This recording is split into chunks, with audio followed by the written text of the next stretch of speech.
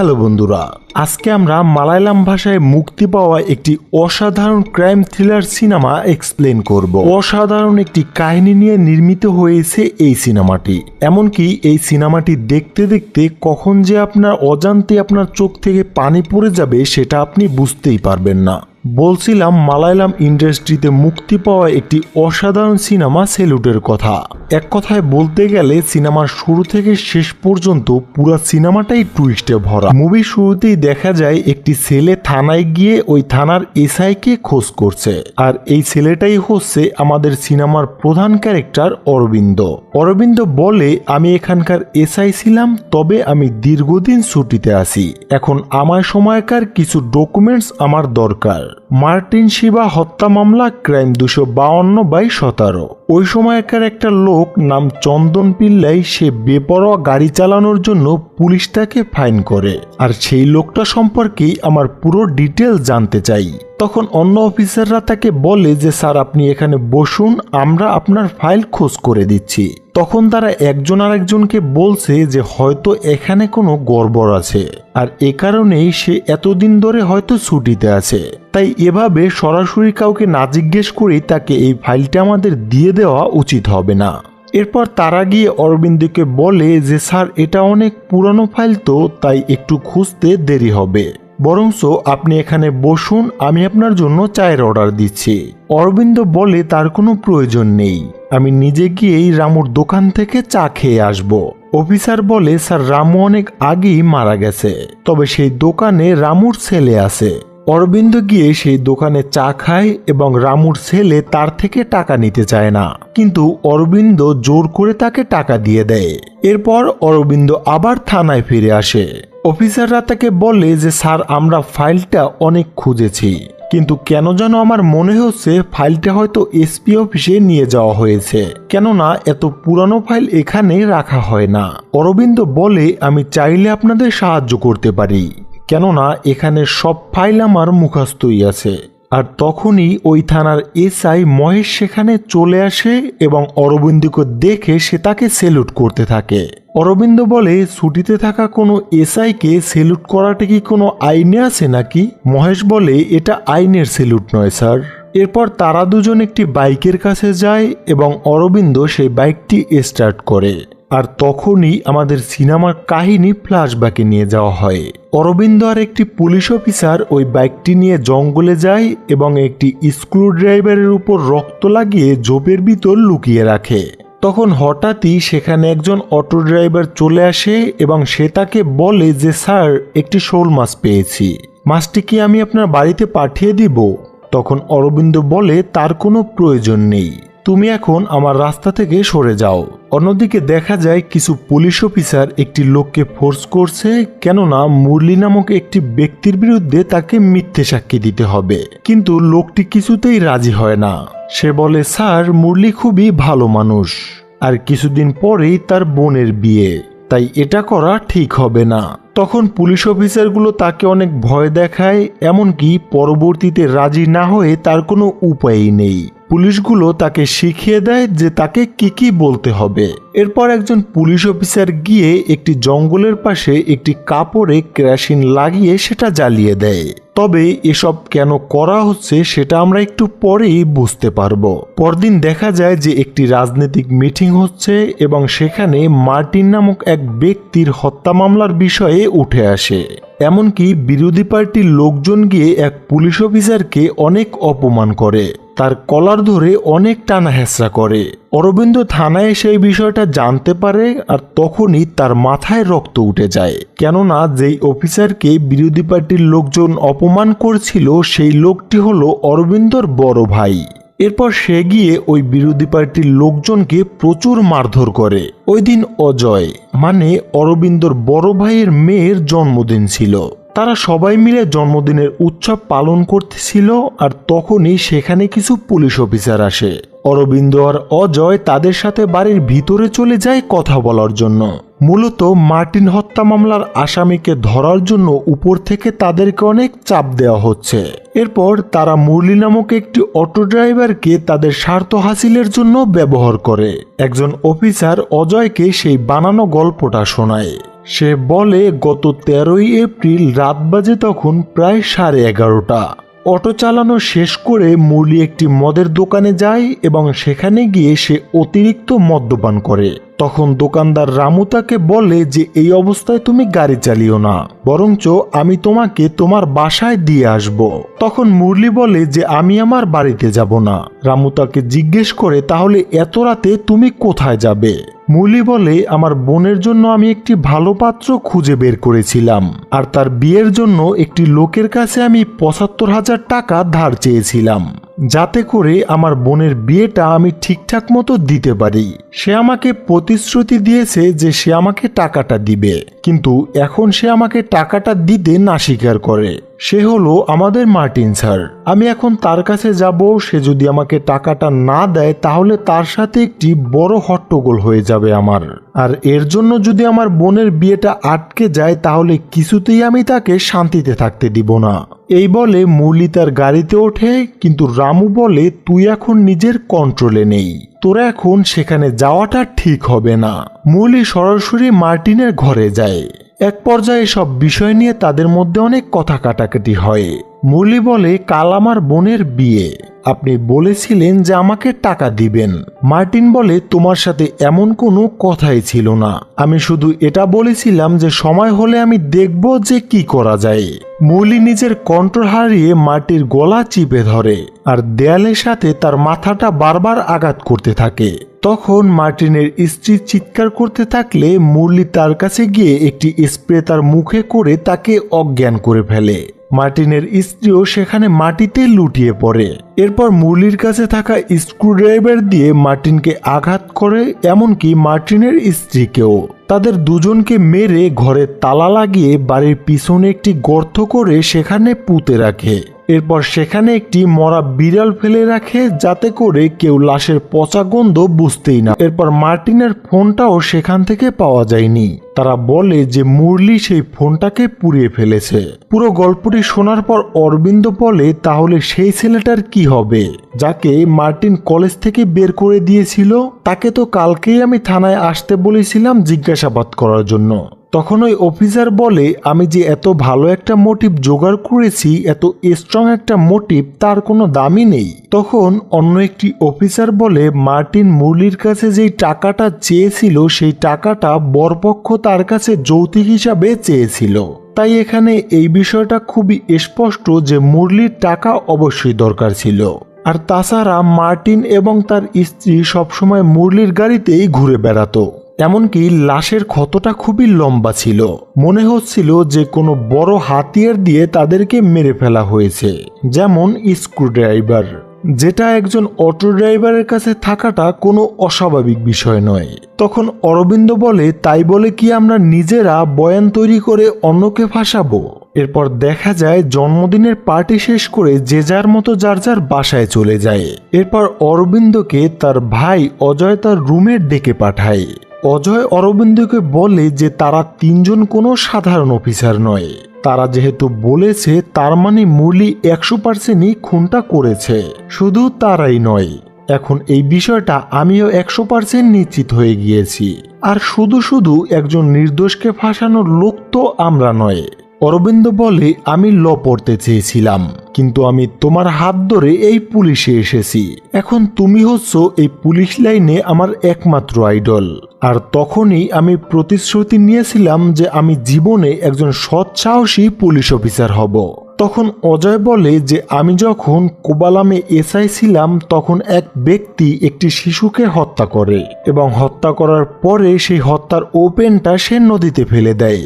এরপর আদালত তাকে জামিন দিয়ে দেয়, কেননা পুলিশ আদালতে সেই হত্যার অস্ত্রটা জমা করতে পারেনি।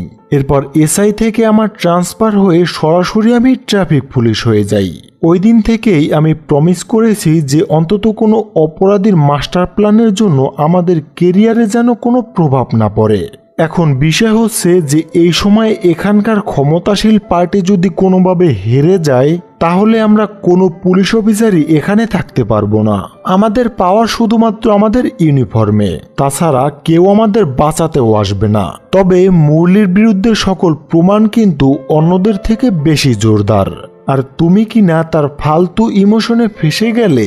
একজন দক্ষ অফিসারের সবচেয়ে বড় হাতিয়ার হচ্ছে তার এক্সপেরিয়েন্স, আর সেটা হয়তো তুমি আগামী 5 বছরের মধ্যেই শিখে যাবে। সেটা তুমি আমাকে দেখেও শিখে নিতে পারো। এরপর যে যার মতো ঘুমিয়ে পড়ে, কিন্তু রাতের বেলা অরবিন্দের ভাবি তাকে ডেকে উঠায়। সে বলে, এসপি সাহেব তোমার ভাইয়ের ফোনে অনেকবার ফোন দিয়েছে। তোমার ভাই আজকে অনেকটা মদ্যপান করে ঘুমিয়েছে, তাই আমি তাকে ডাকিনি। এসপি সাহেব একটি এসএমএস পাঠিয়েছে, তুমি একটু দেখো তো বিষয়টা কি। এটি হয়তো ওই মার্টিন হত্যা মামলার সাথে জড়িত কোনো বিষয়। অরবিন্দ তার ভাবিকে বলে, তুমি চিন্তা করো না, বিষয়টা আমি দেখে নিব। অরবিন্দ বের হয়ে দুজন পুলিশ অফিসারকে নিয়ে সোজা মুরলির বাড়িতে চলে যায়। অরবিন্দ মুরলিকে একটি ডাক দিতে সে তার ঘরের বাইরে চলে আসে, কেননা মুরলি অরবিন্দকে অনেকটা সম্মান করত। আর তখনই অন্য সব পুলিশরা এসে তাকে জোর করে গাড়িতে উঠায়। মুরলি তখন বলে যে, স্যার, এত রাতে আমার বোনটি ঘরে একা, প্লিজ আমাকে ছেড়ে দিন, আমি কিচ্ছু করিনি। কিন্তু একটা কথা আছে না, যে চোরে শুনে না ধর্মের কাহিনী। তারা তাকে নিয়ে সোজা মার্টিনের বাড়িতে চলে যায় এবং তাকে দিয়ে জোর করে প্রমাণ তৈরি করে। এরপর মুরলিকে তারা ওই ঘরের মধ্যে ঢুকিয়ে অনেক মারধর করে এবং বলে যে, খুনের অস্ত্রটা কোথায় লুকিয়েছিস, যদি না বলিস তাহলে তোকে উল্টো করে ঝুলিয়ে কিন্তু পেটাবো। মুরলি বলে, স্যার, এসব বিষয় আমি কিছুই জানি না, দয়া করে আমাকে ছেড়ে দিন। পরদিন মুরলিকে নিয়ে পুলিশরা সেই জায়গায় যায় যেখানে রক্ত লাগিয়ে এক পুলিশ অফিসার একটি স্ক্রুড্রাইভার জোপের মধ্যে লুকিয়ে রেখেছিল এবং সেখানে গিয়ে তারা সেটি বের করে। তারা একটি মিটিংয়ে বসে। একজন অফিসার বলে যে, কাল আমি তিরুমালাতে টহল দিচ্ছিলাম, তখন একটি গাড়ি আমার কাছে আসে। সে খুবই মদ্যপান করেছিল এবং তার কাছে তার ব্যক্তিগত তথ্য চাইলে সমস্ত তথ্য ধোঁয়াশা ছিল। আমার সন্দেহ হয় যে হয়তো গাড়িটি সে চুরি করেছে। এরপর আমরা গাড়িটি সার্চ করলাম এবং একটি এক্সপ্রে আর একটি ফোন পেলাম। ফোনটা অন করেই আমার নিজের নাম্বারে কল করলাম, তখন দেখলাম যে এটা মৃত মার্টিনের নাম্বার, আর এটা হচ্ছে মৃত মার্টিনের সেই হারানো ফোনটা। এরপর তাকে জোরে গাড়ি চালানোর অপরাধে একটি সাধারণ মামলা দিয়ে ছেড়ে দেই। অজয় জিজ্ঞেস করে যে, আর কি কেউ ছিল তোমার সাথে? সে বলে, না, আমি সেখানে একাই ছিলাম, আর ওই লোকটির নাম হচ্ছে চন্দন পিল্লাই, আর এর বাহিরে আমি তাকে কোনো কিছুই জিজ্ঞেস করিনি। অরবিন্দ বলে, তাকে অন্তত জেলে তো নেওয়া উচিত ছিল, কেননা তার কাছে ক্রাইম সিন থেকে গায়েব হওয়া একটি ফোন পাওয়া গেছে। অজয় তখন বলে, এই কেসের রায় আদালত অলরেডি দিয়ে দিয়েছে, আর এখন এই কেসটা কোনো মতেই আমাদের হাতে নেই। আর তাছাড়া মুরলির বিরুদ্ধে যেসব প্রমাণ পেশ করেছি তার কি হবে? সে গত 3 মাস ধরে জেলে আছে, তাহলে তার দায়ভার কে নিবে? এর বদলে আমাদের সবাইকে কিন্তু জেলে যেতে হবে। চন্দন পিল্লাই একজন জোরে গাড়ি চালানো আসামি মাত্র, ওরে নিয়ে এত ভাবার কিছুই নেই। অরবিন্দ বলে, তাহলে মুরলির কি হবে? অন্য এক অফিসার বলে, তাকে বাহিরে আসতে দিন, এরপর আমরা সবাই মিলে তার জন্য কিছু একটা করে দিব, কেননা এখানে আমরা এখন বাধা দিলে কোর্ট আমাদের অনেক বড় শাস্তি দিবে। অরবিন্দ বলে, আবার যদি এমন কোনো কাহিনী হয়, রাজনৈতিক চাপ থাকে, তাহলে আপনারা আবার কি সবাই মিলে একজন নির্দোষকে ফাঁসিয়ে দিবেন? অজয় বলে, এটাই হচ্ছে সিস্টেম। যতদিন এসব জঘন্য রাজনীতি আছে ততদিন এসব সিস্টেম বদলাবে না। আমরা করি বা না করি, ঠিক আমাদের জায়গায় অন্য কেউ এসে এটা ঠিকই করবে। তখন অরবিন্দ বলে, অন্তত আমার টিমে এসব হবে না। তখন অজয় রেগেমেগে ওই ফোনটি ভেঙে ফেলে এবং সে অরবিন্দকে বলে যে, তুমি এখান থেকে চলে যাও আর গিয়ে তোমার প্রমাণ জোগাড় করো। অরবিন্দ সেখান থেকে চলে যায়, এমনকি সে পরবর্তীতে ওই কেসটি নিয়ে নতুন করে রিসার্চ করা শুরু করে দেয়। অরবিন্দ গিয়ে ওই কেসের তদন্ত করা ডক্টরের সাথে দেখা করে। সে ডক্টরকে বলে যে, মুরলি ছাড়া কি অন্য কারো ডিএনএ পাওয়া গেছিল ওই জায়গা থেকে?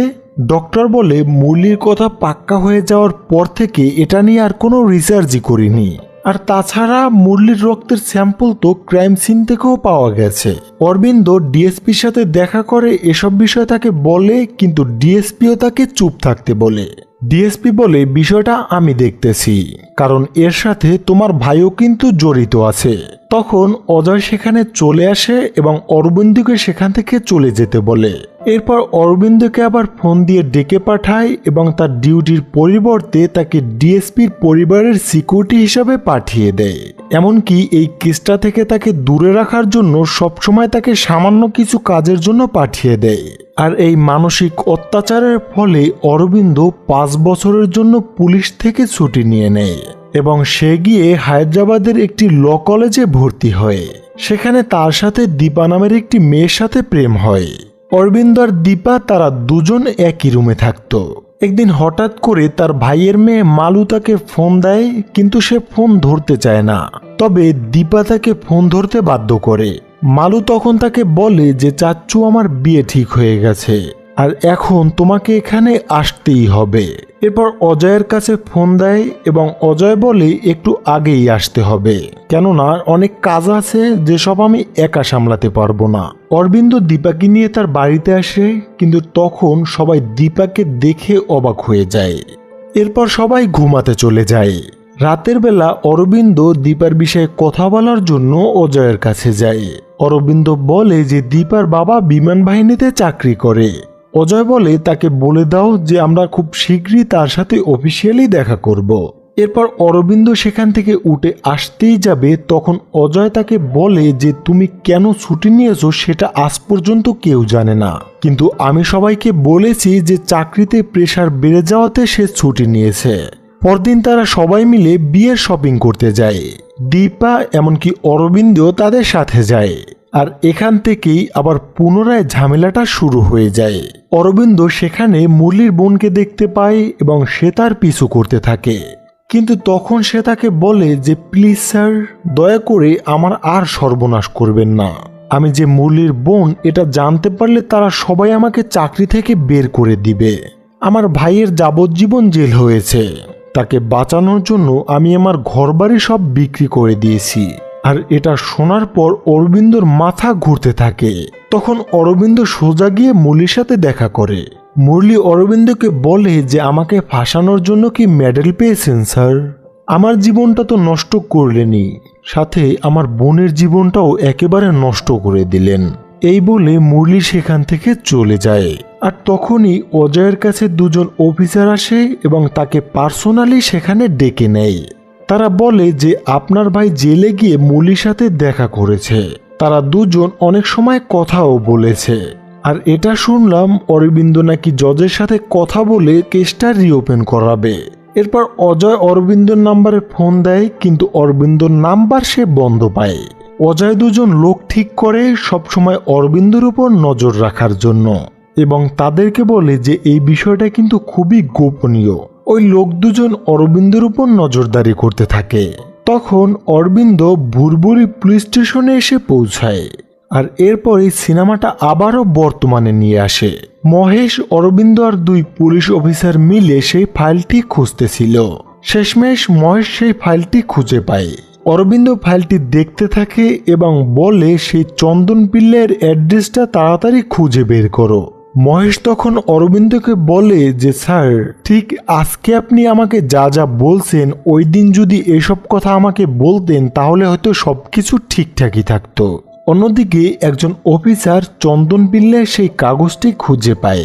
সাথে সাথে সে এটি লুকিয়ে ফেলে এবং একটি ছবি তুলে অজয়ের কাছে পাঠিয়ে দেয়। পরবর্তীতে কাগজটি ছিঁড়ে সে বাইরে ফেলে দেয়।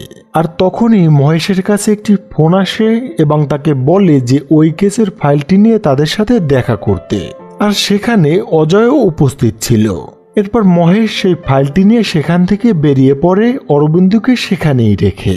অরবিন্দ বাইরে বের হয়েই দেখতে পায় যে তার গাড়ি নো পার্কিংয়ে রাখার জন্য পুলিশ তার গাড়ি নিয়ে গেল।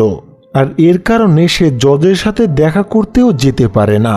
আর তখনই সে মহেশের বাইকটি নিয়ে সেখান থেকে বেরিয়ে পড়ে। সে সোজা গিয়ে জজের সাথে দেখা করে এবং সমস্ত প্রমাণের বিষয় তাকে খুলে বলে। জজ তখন অরবিন্দকে বলে যে যখন হাইকোর্ট সিদ্ধান্ত জানিয়েছিল তখন তুমি কোথায় ছিলে। অরবিন্দ বলে যে স্যার এই বিষয়টি নিয়ে আমার উপর অনেকটা চাপ ছিল, আর তাছাড়া এই কেসটা আমার বড় ভাই অজয় হ্যান্ডেল করেছিল। জজ বলে কোর্ট কিন্তু এটা জানতে চাইবে যে তোমার এতদিন লুকিয়ে থাকার পিছনে কি কারণ আছে, তখন তুমি তাদেরকে কি বলবে, আর এখনই বা এসব বিষয় কেন টানছো? কারো উপর কি কোনো প্রতিশোধ, পাবলিসিটি বা টাকা পয়সা পাওয়ার জন্য? জজ বলে কোর্ট কিন্তু কোনো খেলার মাঠ নয় যে তুমি যখন যা চাইবে তাই করতে পারবে। তোমার কাছে খুবই শক্তপোক্ত প্রমাণ থাকতে হবে এবং তুমি সেগুলো পেশ করো, তাহলেই এই কেসটা রিওপেন করা সম্ভব হবে। আর তখনই হঠাৎ করে সেখানকার পুলিশ অফিসার এসে জজের সাথে দেখা করে এবং তাকে বলে যে এক ব্যক্তি থানা থেকে এসআইয়ের গাড়ি চুরি করে এখানে নিয়ে এসেছে এবং সেই গাড়িটি বাহিরেই আছে। এরপর অরবিন্দর কাছ থেকে গাড়ির চাবি নিয়ে তারা গাড়ির কাগজ চেক করতে থাকে, আর তারা তখন দেখে যে এই গাড়িটি অরবিন্দর নামেই রেজিস্ট্রেশন করা। এরপর অরবিন্দ গিয়ে পুলিশের কাছ থেকে চাবি এবং কাগজগুলো নিয়ে নেয় এবং ওই পুলিশ অফিসারকে বলে যে আমি যদি চলে না যেতাম তাহলে আজকে তোর বস থাকতাম। এটা বলে সে সেখান থেকে বাইক নিয়ে সরাসরি তার বাড়িতে চলে আসে। তার ভাবি তাকে জিজ্ঞেস করে যে তুমি কোথায় গিয়েছিলে। অরবিন্দ বলে একজন পুরানো বন্ধুর সাথে দেখা করতে গিয়েছিলাম। এরপর মালু তার পিয়ন্সের সাথে অরবিন্দর দেখা করিয়ে দেয়। মালু বলে যে এটা হচ্ছে আমার সবচেয়ে প্রিয় চাচ্চু। মালু গিয়ে তার বাবার ফোন নিয়ে আসে ছবি তোলার জন্য এবং অরবিন্দ তাদেরকে ছবি তুলে দেয়। তখনই সে চন্দন পিল্লে সেই অ্যাড্রেস রিসিপ্ট দেখতে পায় অজয়ের ফোনে। এবার অজয় এসে তার থেকে ফোনটা নিয়ে নেয়। রাতে যখন সবাই ঘুমিয়ে পড়ে তখন অরবিন্দ তার বাইক নিয়ে বেরিয়ে পড়ে, কিন্তু অজয় এটা দেখে ফেলে। অরবিন্দ চন্দন পিল্লে সেই ঠিকানায় পৌঁছে যায় যে ঠিকানা সে পুলিশকে দিয়েছিল, তবে এই ঠিকানাটি ভুল ছিল, কেননা সেখানে একটি বয়স্ক লোক এবং তার পরিবার থাকতো। ওই বয়স্ক লোকটি অরবিন্দকে বলে সে তো এখানে ভাড়া থাকতো। অরবিন্দ তাদের কাছে তার এগ্রিমেন্ট চায়, কিন্তু তারা বলে সে খুবই ভালো মানুষ ছিল, তার কাছ থেকে এসব নেওয়ার আমরা কোনো প্রয়োজনই মনে করিনি। সে আমাদের জন্য একটি মূর্তি নিয়ে এসেছে যার জন্য আমরা অনেক রোগ থেকে মুক্তিও পেয়েছি, কিন্তু অনেক দিন হয়ে গেল সে এখানে আসেনি, আর সেই মূর্তির বিনিময়ে সে আমাদের থেকে অনেক টাকাও নিয়েছে। রাতে দীপা আর অরবিন্দ রাস্তা দিয়ে হেঁটে যাচ্ছে, তখন অরবিন্দ দীপাকে বলে যে এটা যদি প্রমাণ হয় মুরলী নির্দোষ তাহলে আমার ভাই এবং আমার মিনিমাম 5 বছরের জেল হবে, এতে করে আমাদের পরিবারের উপর অনেক বড় একটা প্রভাব পড়বে। দীপা তখন বলে যে আমি তোমার থেকে অনেক কিছু শিখেছি অরবিন্দ। একজন পুলিশ অফিসার যে একটি ভুল করেছে সে এটা মনে করে যে সে এই চাকরিটার যোগ্যই নয়, আর তখনই সে চাকরিটা ছেড়ে দেয়। এই ব্যাপারটাই সবচেয়ে তোমাকে বিশেষ করে দিয়েছে। তখন তারা দেখতে পায় যে রাস্তার মধ্যে কিছু বখাটে ছেলে মেয়েদেরকে ডিস্টার্ব করছে এবং তখন অরবিন্দ তাদের কাছে যায় এবং ওই ছেলেপেলেদের প্রচুর মারধর করে। দীপা তাকে বোঝায় যে তুমি কিন্তু এখন ডিউটিতে নেই। যাই হোক, পরদিন ডিএসপির কাছে যায় অজয় তার মেয়ের বিয়ের দাওয়াত দিতে, আর তখন ডিএসপি তাকে জানায় যে গতকাল রাত 11টায় অরবিন্দ তার ছুটি বাতিল করে পুনরায় চাকরিতে জয়েন করেছে। ডিউটিতে জয়েন করেই অরবিন্দ প্রথমেই মার্টিনের বাড়িতে যায়, তবে সেখানে এখন কেউই থাকতো না, সেটা বন্ধ পড়ে আছে। এরপর সে ওই বাড়ির আলমারিতে একটি মূর্তি দেখতে পায়, যেরকম মূর্তি সে চন্দন পিল্লের খোঁজ করতে গিয়ে সেই বাড়িতে দেখে এসেছিল। এরপর অজয় তাকে ডেকে পাঠায় এবং তার পোস্টিং কেরালার একটি উত্তর জেলায় করে দেয় এবং বলে কাল সকালেই তোমাকে সেখানে জয়েন করতে হবে, তাই দেরি না করে আজই তার উদ্দেশ্যে বেরিয়ে পড়ো। আর তাকে এটাও বলে যে ওই মেয়েকে তার বাড়িতে পাঠিয়ে দাও, কেননা ডিপার্টমেন্টের কিছু রুলস আছে, আর তাছাড়া মালুর বিয়েতে তোমাকে এখানে যেন আমি না দেখি। তোমাকে যদি কেউ ফোন দিয়ে আসতেও বলে তাও তুমি এখানে আসবে না। অরবিন্দ যাওয়ার সময় রামুর ছেলের হাতে কিছু পোস্টার দিয়ে বলে যে এগুলো রাস্তার পাশে লাগিয়ে দিও, এমনকি একটি তোমার দোকানেও লাগিয়ে দিও, তবে এটা লাগাতে কেউ যেন তোমাকে না দেখতে পায়। ওই পোস্টারে লেখা ছিল আপনি কি নিঃসন্তান? চিন্তা করবেন না, আমাকে ফোন করুন, আমি চন্দন পিল্লাই। আর তখন নিচে অরবিন্দর নাম্বারও দেওয়া ছিল। অরবিন্দ তার গন্তব্যের উদ্দেশ্যে বেরিয়ে পড়ে, কিন্তু সেখানে পৌঁছাতে তার অনেকটা রাত হয়ে যায়। এরপর কেউ একজন তাকে ফোন দিয়ে বললে যে আপনি কি চন্দন পিল্লাই? অরবিন্দ বলে হ্যাঁ, আমি চন্দন পিল্লাই। সে বলে আমি 4 বছর হয় বিয়ে করেছি, কিন্তু এখনো আমার কোনো সন্তান হয়নি। আমার আপনাকে খুবই প্রয়োজন। মূলত ওই ফোনটি করেছিল মহেশ মজা করার জন্য। এরপর দেখা যায় অজয়ের পুরো টিম আবারও একসাথে হয়েছে। তারা অজয়কে বলে যে স্যার, আমরা কি আরও একবার অরবিন্দর সাথে কথা বলবো যাতে করে সে এই কেসটা ছেড়ে দেয়? অজয় বলে এই কেসের সম্পর্কে জানতে হলে ওকে এখানে আসতে হবে, কিন্তু আমি উপর মহলে বলে দিয়েছি যাতে করে ও ওখান থেকে কোথাও না যেতে পারে। তখন একজন অফিসার বলে ওঠে যে কোনোভাবে যদি এটা প্রমাণ হয়ে যায় যে মুরলিকে আমরা ফাঁসিয়ে জেলে পাঠিয়েছি, তাহলে কিন্তু আমাদের অনেক বড় সাজা হবে। আর কোনোভাবে যদি এটা মিডিয়ার হাতে পৌঁছে যায় তাহলে এটা আমাদের হাত থেকে বেরিয়ে যাবে। অজয় তখন সবাইকে প্রতিশ্রুতি দিয়ে এটা বলে যে আপনারা চিন্তা করেন না।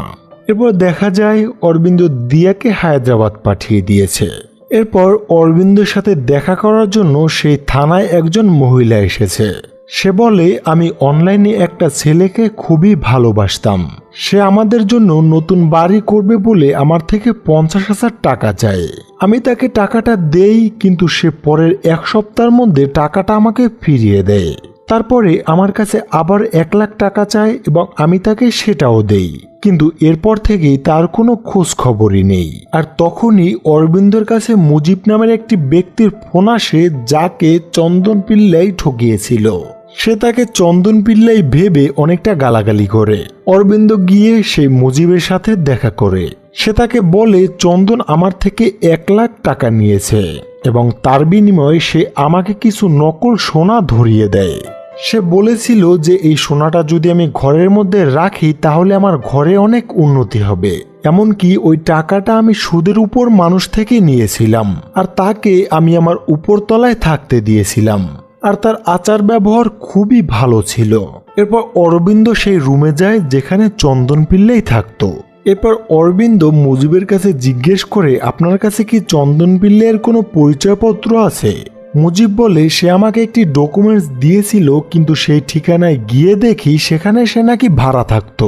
আর তখনই অরবিন্দ জানালা দিয়ে মার্টিনের ঘর দেখতে পায়। তখন মুজিব বলে চন্দন পিল্লাই মার্টিনকেও ঠকিয়েছিল, কিন্তু সে প্রতারিত হয়েছে সেটা জানার আগেই মুরলি তাকে হত্যা করে ফেলে। ওই দিন রাতে অরবিন্দ এক সিভিল অফিসারের কাছে ফোন দেয় এবং তাদের রেকর্ডে থাকা সকল চন্দন পিল্লাই নামের অপরাধী সম্পর্কে ডিটেল জানতে চায়। এরপর এমন একজন মানুষকে খুঁজে পাওয়া গেছে যে কিনা সবসময় মানুষকে ঠকিয়ে বেড়াতো। আর তখন অরবিন্দ ওই অফিসারের কাছ থেকে তার সমস্ত ডিটেলস নেয়। সেই সিভিল অফিসার তাকে জানায় যে পরশু তার ফ্লাইট আছে, সে এখান থেকে কোথাও একটা চলে যাচ্ছে। এরপর পরদিন সিনিয়র অফিসারের সাথে দেখা করে অরবিন্দ তার 2 দিনের ছুটি চায়, কিন্তু তখন তাকে বলে যে 2 বছর পর তুমি ডিউটিতে জয়েন করেছো, মাত্র 1 সপ্তাহ হয়েছে, এখনই আবার ছুটি চাচ্ছ? এখন তোমাকে ছুটি দেওয়াটা একদমই অসম্ভব। এরপর দেখা যায় যে অরবিন্দ ছুটি ছাড়াই কেরালার উদ্দেশ্যে বেরিয়ে পড়ে। এবার সে সোজা গিয়ে সেই চন্দন পিল্লাইয়ের বাড়িতে হাজির হয়। সে অরবিন্দকে বলে যে নাম আমার, ঠিকানাও আমার, আর যেই কেসটা হয়েছে সেটাও আমার নামে, কিন্তু এই অপরাধগুলো অন্য কেউ করছে জাস্ট আমাকে ব্যবহার করে। জালিয়াতি, গাড়ি চুরি, সোনা লুটপাট, তন্ত্রমন্ত্র করে মানুষ ঠকানো, এসব কেস আসতে থাকে আমার নামে। আমি নৌবাহিনী থেকে রিটায়ার্ড করা একজন অফিসার মাত্র। আমি এসব কেন করতে যাব? গত 1.5 বছর ধরে আমার জীবনটা একেবারে নরকে পরিণত হয়ে আছে। আমি কোথাও গিয়ে ঠাঁই পাচ্ছি না। কেউ আমাকে বিশ্বাস করছে, আবার কেউ করছে না। থানা, পুলিশ, আদালত, আমার আর এসব ভালো লাগে না। আপনারও যদি আমাকে বিশ্বাস না হয় আর আপনার কাছেও যদি কোনো কেস থাকে তাহলে সেটাও আমার নামে দিয়ে দিন, কেননা এখন এটা আমার রোজকার রুটিন হয়ে গিয়েছে। এরপর অরবিন্দ ওই লোকটার একটি ছবি তুলে মহেশের কাছে পাঠায় এবং সে মহেশকে বলে তুমি গিয়ে মুজিবের কাছে জিজ্ঞেস করো যে এই লোকটাই চন্দন পিল্লাই কিনা। কিন্তু মহেশ তাকে বলে যে মুজিব গতকাল রাতেই হার্ট অ্যাটাকে মারা গেছে। অরবিন্দ সেখান থেকে চলে আসতেই যাবে, তখনই সে মার্টিনের একটি ছবি তাকে দেখিয়ে বলে এই লোকটাও কি চন্দনের খোঁজে এখানে এসেছিল। সে বলে এই লোকটা সেই লোক না যে কিনা একটি অটো চালকের হাতে খুন হয়েছিল। আমি এটা পেপারে দেখেছিলাম। সেখানে এসেছিল বটে, বাট বাড়ি খুঁজতে। সে আমার কাছে আসে পানি খাওয়ার জন্য। আমি তাকে বসতে বলি আর তখন সে চন্দনের বিষয়ে অনেক কিছু জানতে চায়। এরপর অরবিন্দ ওই নাম্বারের মালিককে খুঁজে পায়, যে নাম্বার দিয়ে সেই মহিলার সাথে প্রেম করে 1 লাখ টাকা নিয়েছিল বাড়ি বানাবে বলে। তারা সেই লোকটিকে জিজ্ঞেস করলে সে বলে এই নাম্বারটা সচিবালয়ে চাকরি করা রেজি জাকারিয়ার জন্য কিনেছিলাম। আর সে বলেছে যে এর বিনিময়ে সে আমাকে সমুদ্র জাহাজে চাকরি পাইয়ে দিবে। তিনি সচিবালয়ে পর্যটক ডিপার্টমেন্টে চাকরি করে। আপনারা সেখানে গেলেই তাকে দেখতে পাবেন। এরপর দেখা যায় দীপা অরবিন্দর সাথে দেখা করে এবং বলে যে মালু তার বিয়েতে আমাকে ইনভাইট করেছে, তাই আমি এখানে আসলাম। যাই হোক, এরপর অরবিন্দ গিয়ে সেই রেজি জাকারিয়ার সাথে দেখা করে। রেজি জাকারিয়া বলে যে আমি আমার বয়ান একবার দিয়ে দিয়েছি, কোনো সমস্যা নেই। আমি আবারও আপনাদের উদ্দেশ্যে আরও একবার আমার বয়ান দিয়ে দিচ্ছি।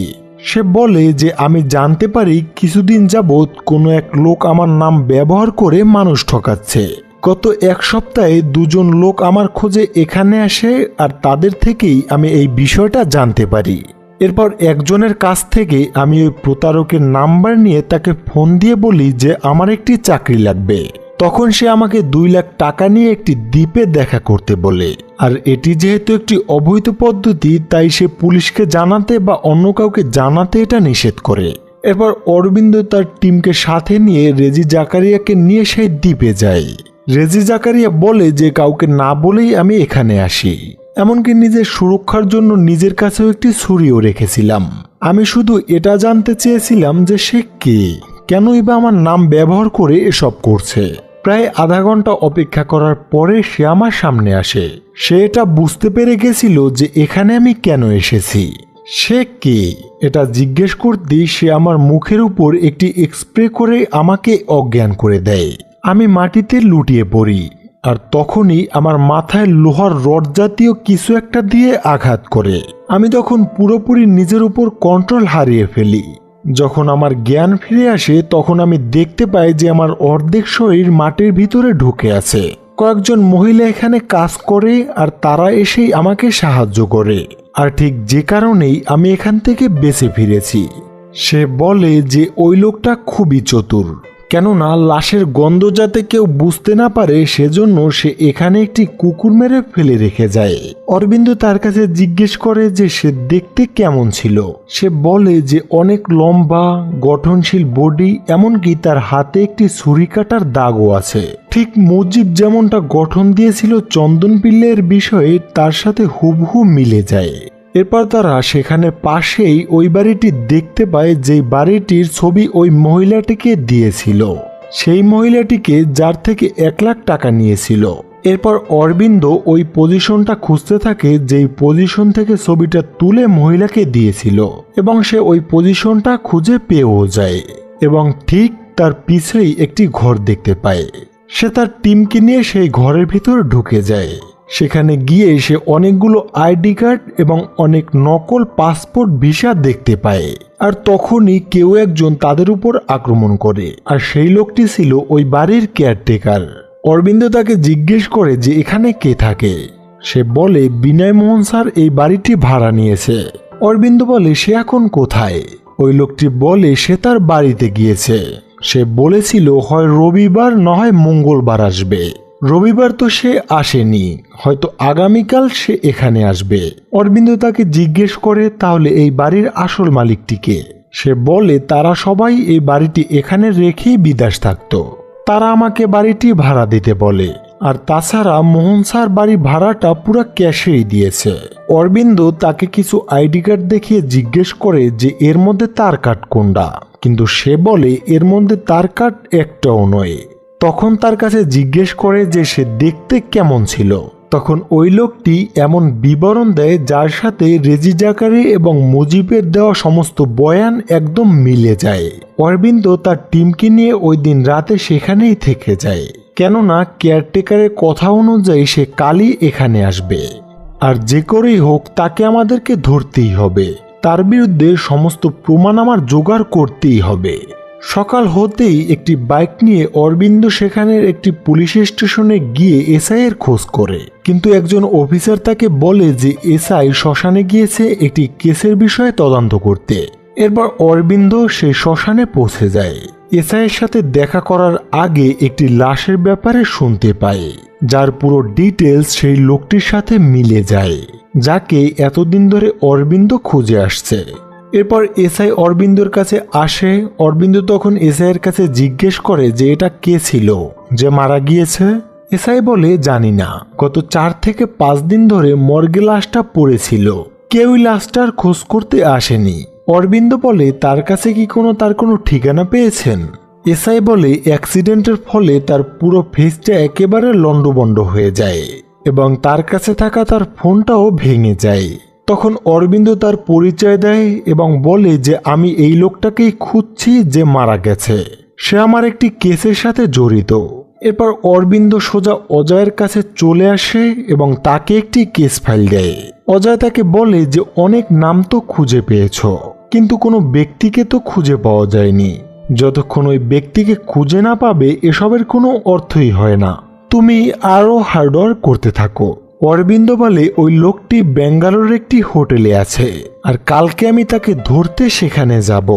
অরবিন্দ এটা বলে সে তার ঘরে চলে যায়।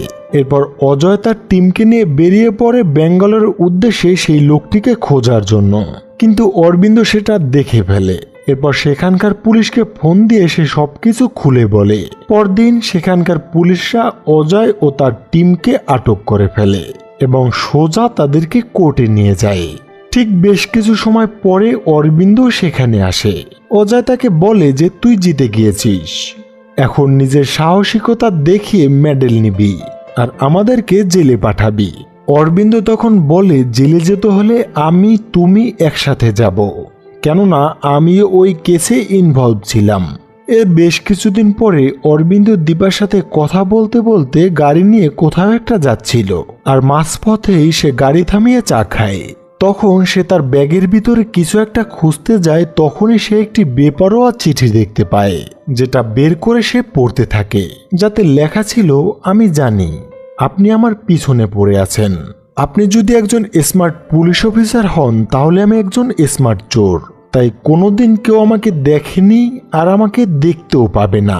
এই লড়াইয়ে জিতটা আমারই হলো। আর এখানে